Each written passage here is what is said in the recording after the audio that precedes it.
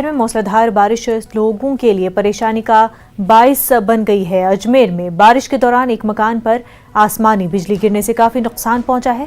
हादसे के बारे में मालूमात देते हुए मालिक राजेंद्र प्रसाद ने बताया कि बिजली गिरने के दौरान घर में कोई मौजूद नहीं था, जिसकी वजह से जानी नुकसान नहीं हुआ है, लेकिन बिजली गिरने से घर में मौजूद तकरीबन 1.5 लाख के सामान को नुकसान पहुंचा है।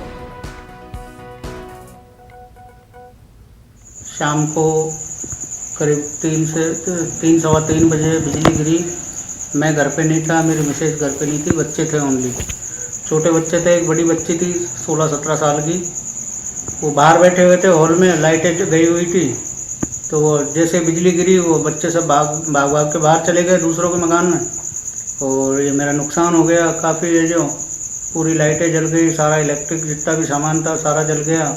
एक ये दीवार में भी टूट गई, ऊपर छत में भी क्रैक आ गए, पट्टियों में भी क्रैक आ गई। और मैं मजदूर आदमी हूँ। कोरोना वबा के दौरान